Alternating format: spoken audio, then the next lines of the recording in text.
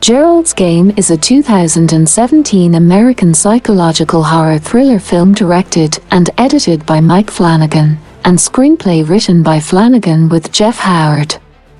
It is based on Stephen King's 1992 novel of the same title, long thought to be unfilmable.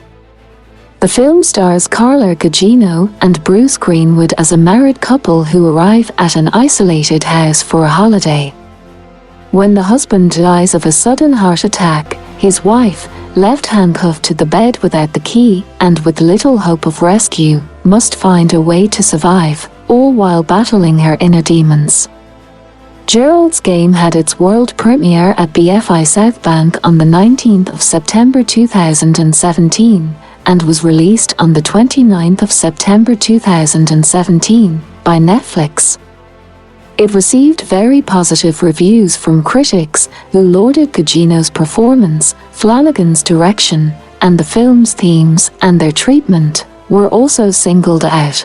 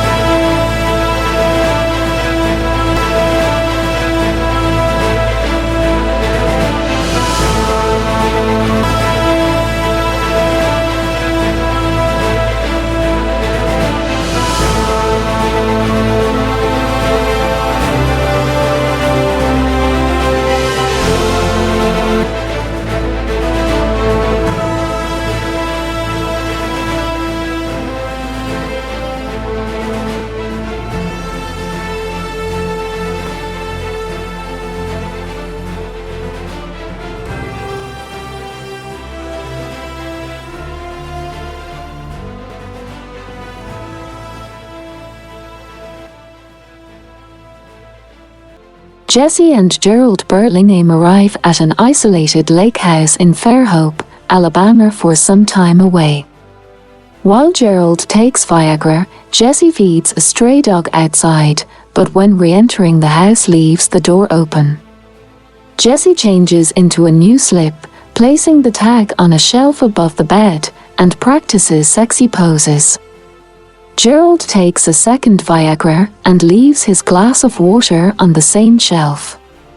He restrains Jesse with one set of handcuffs on each wrist locked to the bedposts. She seems a bit surprised by this, but goes along. He begins to enact a stranger rape fantasy, telling her to scream for help, knowing no one will hear.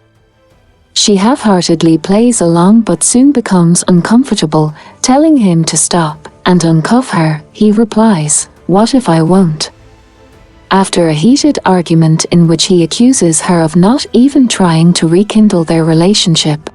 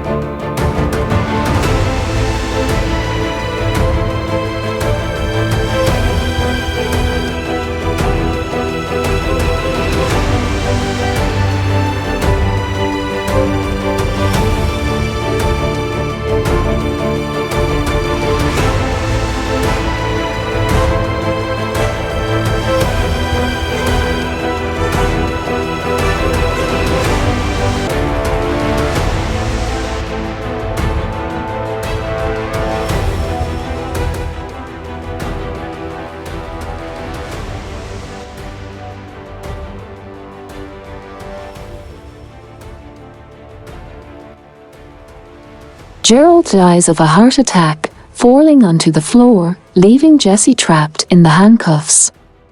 A few hours pass. The dog enters through the open door and Jessie tries to scare it away, but it bites a chunk out of Gerald's arm and eats it. Gerald stands up and begins talking, reacting to the missing skin and muscle on his arm, but Jessie notices his body remains on the floor.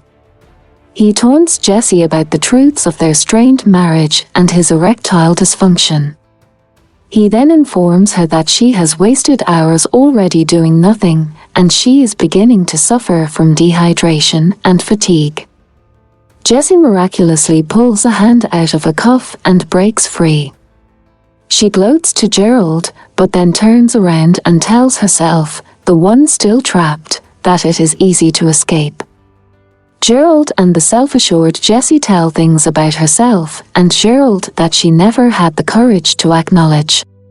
They trigger her to remember the glass of water above the bed, which she is able to reach but cannot bring all the way to her mouth. The hallucinations remind her of the tag she put on the shelf, which she rolls into a drinking straw in order to reach the water. Jessie falls asleep, wakes up in the dark, and sees a tall, deformed, obscured figure who reveals a bag of various bones and trinkets. She closes her eyes saying, "You're not real." But Gerald appears to say that the figure is death waiting to take her. Gerald begins to call Jessie Mouse, which unsettles her. This triggers a memory of her father Tom, who affectionately referred to her as a mouse, having her sit on his lap while he masturbated to her when she was 12, as the two watched a solar eclipse. As Jessie loses feeling in her arm, Gerald and Jess's vision of herself taunt her that she never recovered from the assault, and that she married a man just like her father. Gerald teases Jessie about the disfigured man she saw, whom he calls the man made of moonlight, and points out what he suspects is a bloody footprint on the floor. Jessie remembers cutting her hand the night of the assault after she squeezed a glass too hard when her mother asked her about the eclipse. The adult Jessie smashes the water glass and cuts her wrist in a way that enables her to peel back the skin, allowing her bloody hand to slip through the cuff. She drags the bed to the key and unlocks her other hand. She drinks water and bandages her wrist, but then passes out on the floor from blood loss and fatigue. When she wakes, the man made of moonlight is at the end of the hall, and she gives him her wedding ring from his trinket bag. She makes it to her car and drives away.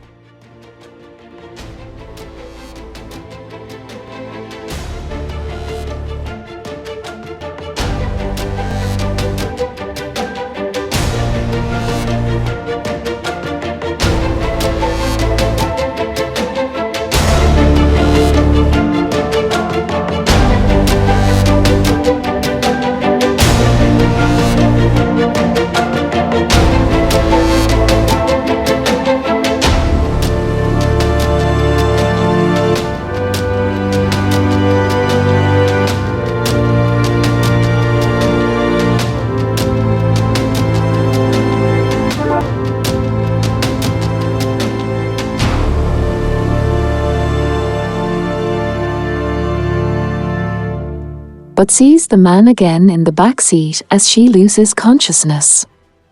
Before passing out, he whispers "mouse" to her in her father's voice. Jess's car crashes into a tree, but people from a nearby house soon emerge to help. 6 months later, Jessie is writing a letter to her 12-year-old self, struggling to write with her wounded hand. Voiceovers and scenes describe how she had pretended to have amnesia over the whole ordeal of being trapped, avoiding painful questions. She used some of Gerald's life insurance to start a foundation for victims of sexual abuse. But each night the man made of moonlight still appears before her as she falls asleep.